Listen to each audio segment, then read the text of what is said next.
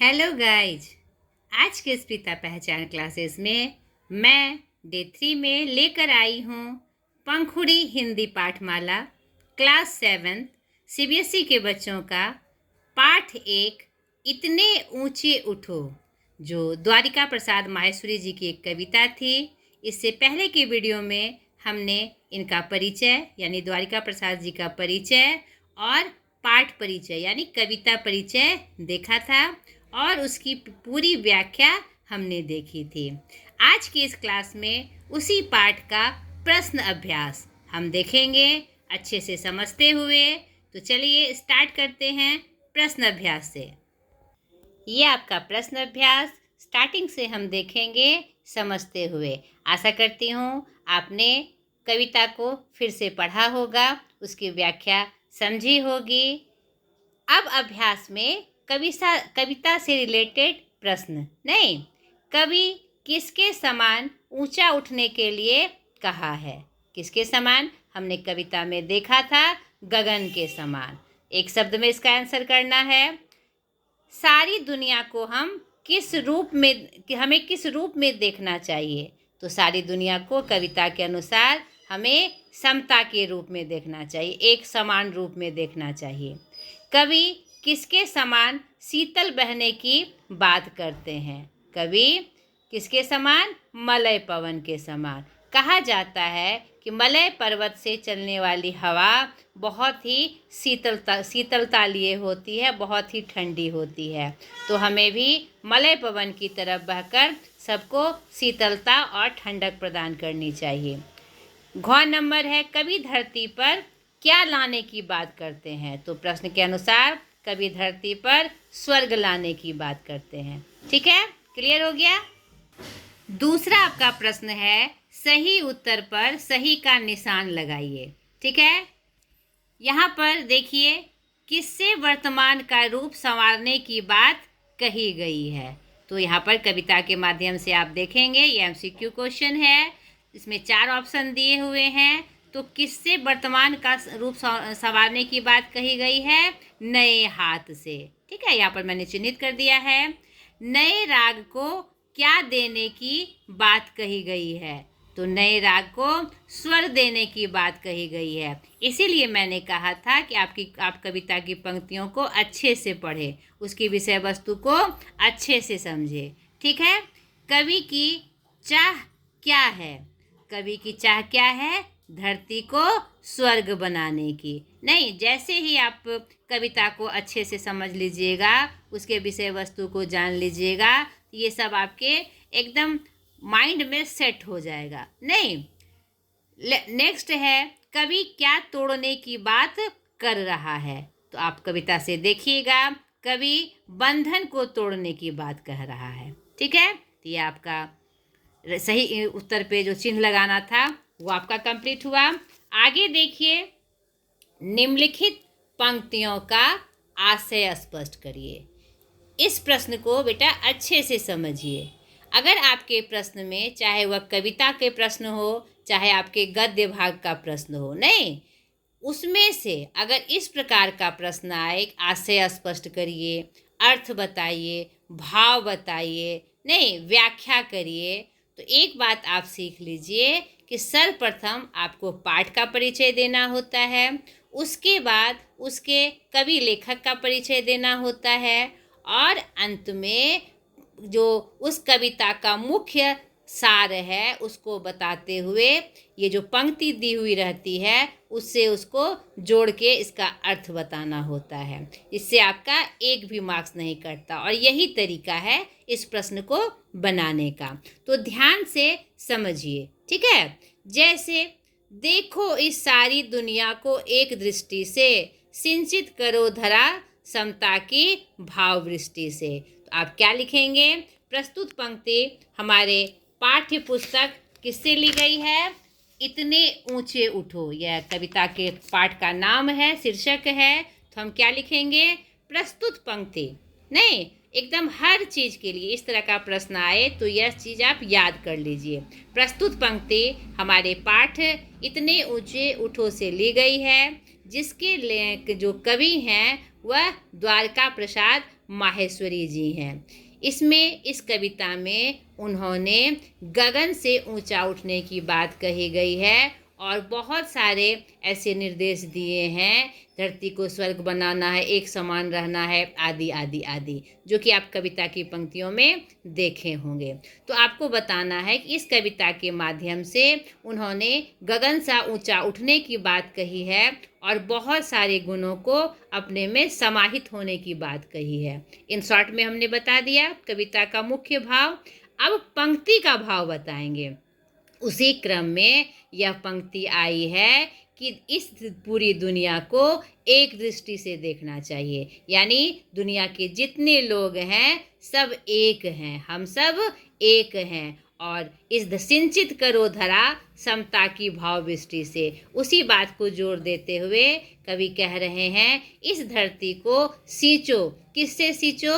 समता के भाव, यानी एक समान के भाव की वृष्टि से। वृष्टि मतलब वर्षा।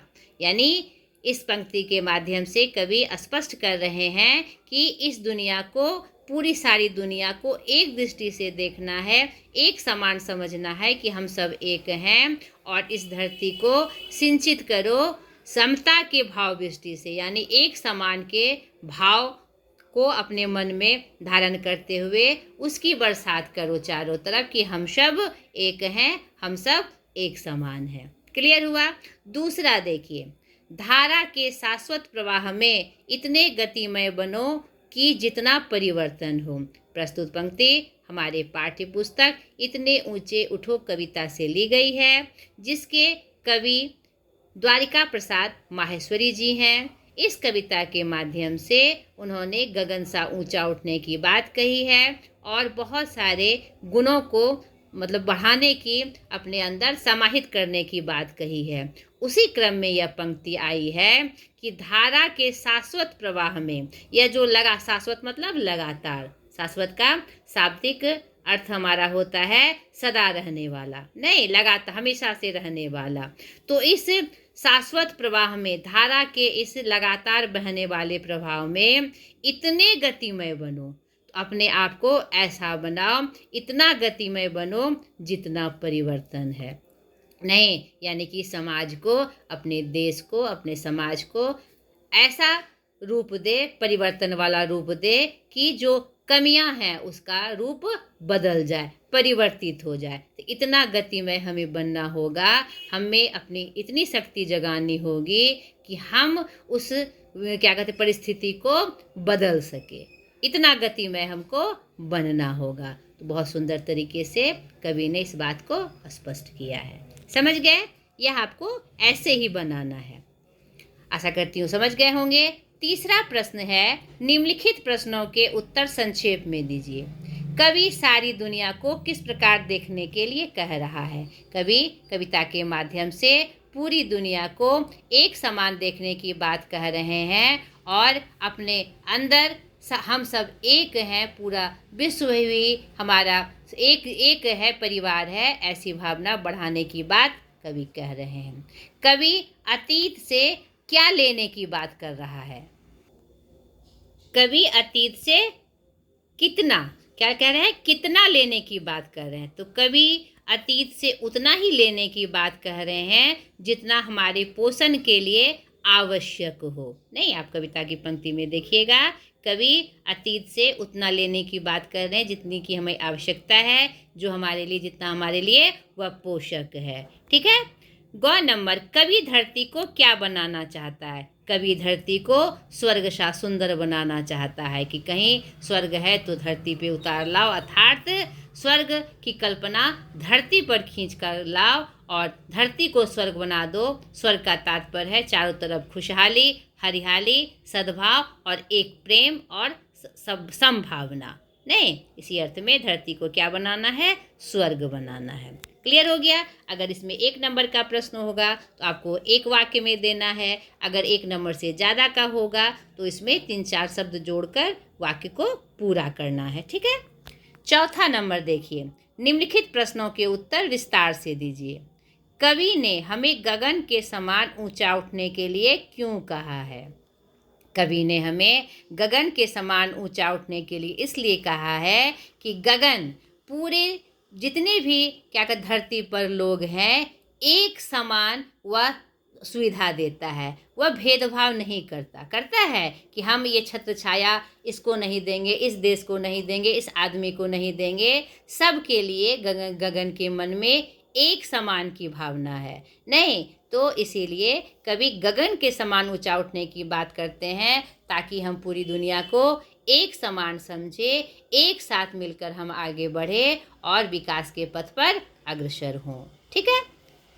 नए हाथ से वर्तमान का रूप संवारो, इस पंक्ति से कवि का क्या तात्पर्य है? बहुत ही सुंदर। नए हाथ से वर्तमान का रूप संवारो कहने का कवि का तात्पर्य है कि हमारे अंदर नई सोच होनी चाहिए। नहीं पुराने घिसी पिटी जो परंपराएं हैं, जो बातें हैं, उसमें उलझकर अगर हम रहेंगे तो सही रूप से हम आगे नहीं बढ़ पाएंगे। तो हमें वर्तमान को सुंदर बनाना है। जो पल हम जी रहे हैं, जो समय हम जी रहे हैं, उसे संवारने और निखारने की आवश्यकता है, ताकि आने वाला भविष्य भी सुंदर हो, निखरा हो, संवरा हो। तो नए रूप में कहने का मतलब है कि नई ऊर्जा के साथ, नए विचार के साथ, जिसमें सारे जहां की खुशहाली एक समता के भाव उसमें समाहित हो। ठीक है। धरती को स्वर्ग के समान सुंदर किस प्रकार बनाया जा सकता है, स्पष्ट करिए। स्वर्ग का तात्पर्य होता है कि चारों तरफ सुंदर का वातावरण, खुशहाली का वातावरण, और सभी सुखी हो, सभी आगे बढ़े, सब कष्ट दूर हो, उसे ही स्वर्ग कहते हैं। स्वर्ग किसी ने नहीं देखा, एक कल्पना है। नहीं तो धरती को स्वर्ग बनाने के लिए धरती में जितने भी विपरीत चीज़ें हैं उसको हटाना होगा। सर्वप्रथम धरती का संतुलन कैसे रहेगा उस पर ध्यान देना है। उसके बाद यहाँ पर जो लोग निवास करते हैं, सिर्फ अपने स्तर पर नहीं, व्यक्तिगत स्तर पर नहीं, पूरे विश्व स्तर पर वह किस प्रकार से खुश होंगे, किस प्रकार से चारों तरफ आनंद का माहौल होगा, उसका प्रयास करना चाहिए। और हरियाली आनी चाहिए। हर तरह से अगर किसी को कष्ट है तो उसे दूर करने का प्रयास करना चाहिए। हम मिलजुल कर एक साथ आगे बढ़े, एक साथ कदम से कदम मिलाकर चले और एक दूसरे के लिए सहायक हो, तो धरती किसके समान हो जाएगी? स्वर्ग के समान हो जाएगी। स्पष्ट हो गया।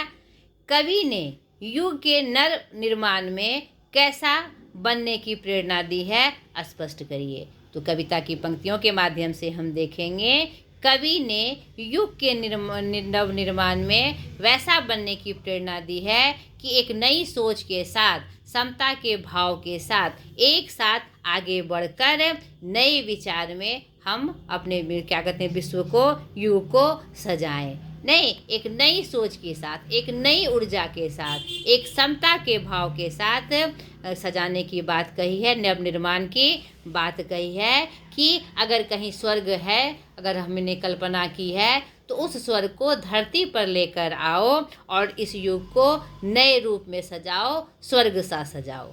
ठीक है। कविता से संदर्भित करते हुए आपको आंसर करना है।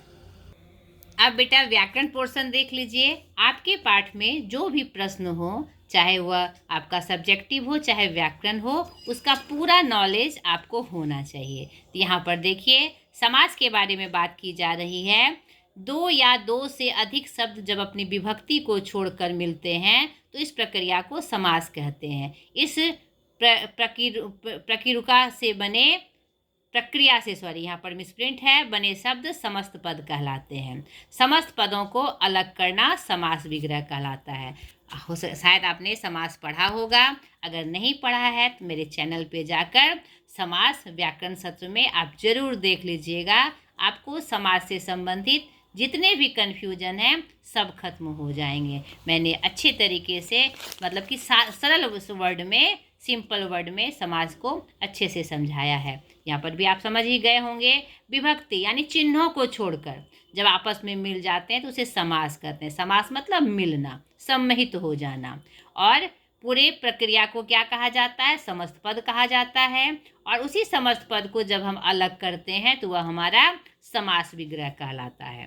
तो दिए गए शब्दों का समास विग्रह करके समास का नाम लिखिए। धर्मवेश समास के मुख्यतः 6 भेद हैं। आप वीडियो जाकर जरूर देख लीजिएगा, स्पष्ट हो जाएगा। अभी तत्काल जो आपके प्रश्न अभ्यास में आया हुआ है उसे मैं बताती हूँ, ठीक है। धर्म वेश यानी धर्म का वेश, तत्पुरुष। रंग द्वेष, रंग का द्वेष, यह भी हमारा तत्पुरुष होगा। तो मैंने हर भेद का जो व्याख्या है अच्छे से की है ताकि आप पहचान सके कि यह कौन सा समास है। तो इसीलिए फिर से आपको ये सलाह दे रही हूँ कि आप जाके मेरी वीडियो में ज़रूर समास का देख लीजिएगा, ठीक है। आपको एकदम से स्पष्ट हो जाएगा। मूर्ति रचना, मूर्ति की रचना। जीर्ण शीर्ण, जीर्ण और शीर्ण, यह हमारा क्या होगा, द्वंद्व समास हो जाएगा, ठीक है। रंग द्वेष, रंग का द्वेष। मूर्ति रचना, मूर्ति की रचना। तत्पुरुष। और जीर्ण शीर्ण, जीर्ण और शीर्ण, ठीक है। यह हमारा द्वंद्व समास होगा। तो आप स्पष्ट रूप से इसे देख लीजिएगा। दूसरा है, दिए गए शब्दों को भाववाचक शब्द में लिखिए। यानी ये संज्ञा के कितने भेद हैं, 5 भेद हैं। नए व्याकरण में 3 भेद की व्याख्या की गई है, व्यक्तिवाचक, जातिवाचक और भाववाचक। ऐसे 5 भेद हम लोग जानते हैं, व्यक्तिवाचक, जातिवाचक, समूहवाचक, द्रव्यवाचक और भाववाचक। तो इन शब्दों को भाव के रूप में बताना है। जिस संज्ञा शब्द से शब्दों के भाव के नाम का पता चले उसे हम क्या कहते हैं, भाववाचक संज्ञा। ऊंचा, ऊंचाई, क्या है ये, भाव है। चाहना, चाहत। सींचना, सिंचाई।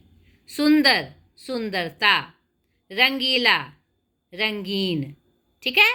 शीतल, शीतलता। काला, कलूटा, ठीक है, या कालीमा, दोनों सही है। गोरा, गोरा का हम लोग लिखेंगे गोराई, ठीक है। स्पष्ट हो गया। यहाँ पर भाव बताना था, उसका भाव का नाम बताना था।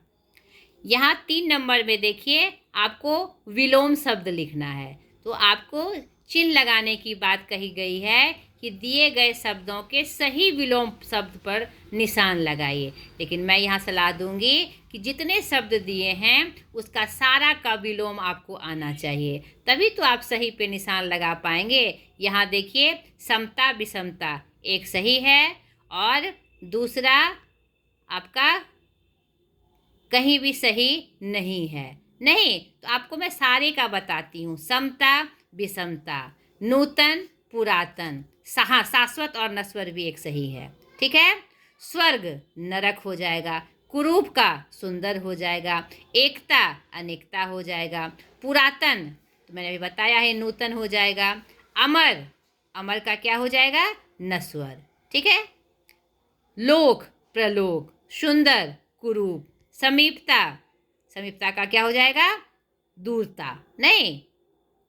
नवीन प्राचीन, अखंड, अखंड यानी कि एक जैसा, अखंड जो टूट नहीं सकता है, ठीक है। अखंड का क्या हो जाएगा, विखंडित। नरक स्वर्ग, आकर्षण विकर्षण, ठीक है। ये आपके विलोम शब्द थे। चौथा है, निम्नलिखित वाक्यों के सामने करण कारक अथवा आपादान कारक लिखिए। आपने अगर कारक भी नहीं पढ़ा है तो आप मेरे वीडियो में जाकर कारक को भी अच्छे से देख लीजिएगा, मैंने इसकी पूर्ण व्याख्या की है। और संज्ञा से कारक का संबंध होता है, लिंग, वचन, पुरुष और कारक, इन चारों का संबंध किससे होता है, संज्ञा से होता है। कारक के 8 भेद हैं। जो शब्द संज्ञा या सर्वनाम का संबंध वाक्य में अन्य शब्दों से बताए उसे कारक कहते हैं। तो करण कारक और आपादान कारक में एक समता होती है चिन्ह की। एक बात और बता दूं कारक के संबंध में, कारक अपने चिन्हों से जाना जाता है।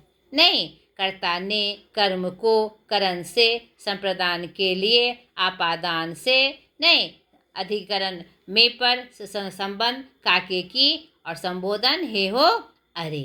तो आपको उसका चिन्ह आना चाहिए और चिन्ह से ही हम कारक को पहचानते हैं, नहीं क्योंकि सबका अपना अलग अलग चिन्ह है। तो हमने यहाँ क्या देखा कि करण में भी से और आपादान में भी से। यहाँ पर मैं आपको बता दूं, करण से का मतलब होता है किसी माध्यम से, नहीं कोई हमारे पास माध्यम हो, उससे के अर्थ में। और आपादान से का मतलब होता है अलगाव, जुदाई, दूरी। ठीक है, अब इससे स्पष्ट हो जाएगा। लड़का पलंग से गिर गया, पलंग से गिर गया यानी पलंग से नीचे आ गया, तो क्या हो गई? जुदाई हो गई। यहाँ माध्यम नहीं है, जुदाई का बोध है, तो हमारा क्या हो जाएगा? आपादान कारक।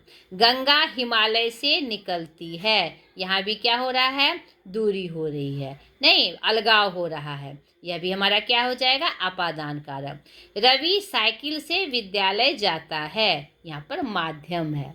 किससे विद्यालय जाता है? साइकिल से, यानी वहाँ पर उसने मीडियम का सहयोग लिया, किसी माध्यम का सहयोग लिया। दीपिका ने पेड़ से पत्ता तोड़ा, पेड़ से पत्ता को क्या किया? तोड़कर अलग कर दिया, आपादान कारक। काव्या घर से बाहर चली गई, यानी घर में थी लेकिन कहाँ चली गई? बाहर चली गई, तो क्या हुआ?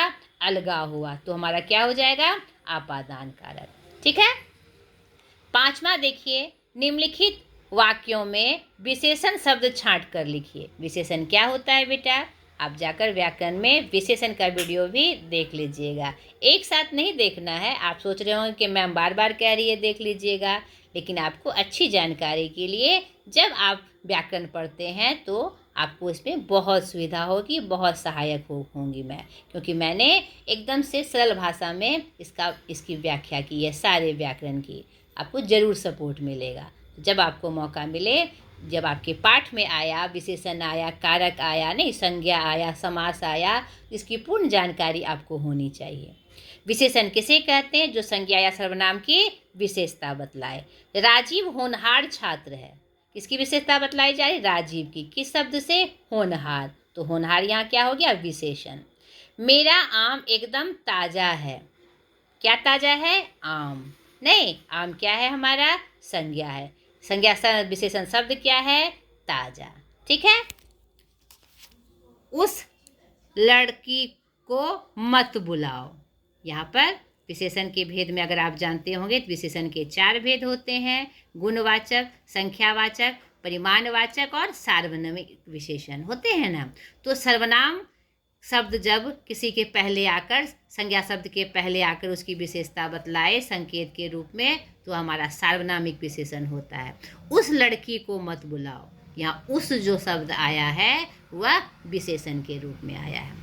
कक्षा में कुछ बच्चे हैं, कुछ यहाँ क्या है? हमारा परिमाणवाचक, नहीं तो यहाँ पर क्या हो जाएगा? परिमाणवाचक विशेषण। 2 किलो चीनी ले आओ, तो 2 किलो विशेषण शब्द है, कुछ हमारा विशेषण शब्द है। 2 किलो चीनी ले आओ यानी परिमाणवाचक, हम मात्रा बता रहे हैं, नहीं सॉरी संख्या बता रहे हैं। 2 किलो चीनी ले आओ, लेकिन ये आएगा परिमाणवाचक में, क्योंकि चीनी को गिना नहीं जा सकता। तो ये हमारा चीनी हो, कोई भी अनाज हो, लिक्विड चीज़ हो, रस, लिक्विड, दूध, पानी, तेल, ये सब किस में आते हैं? परिमाणवाचक विशेषण में। तो क्लियर हो गया।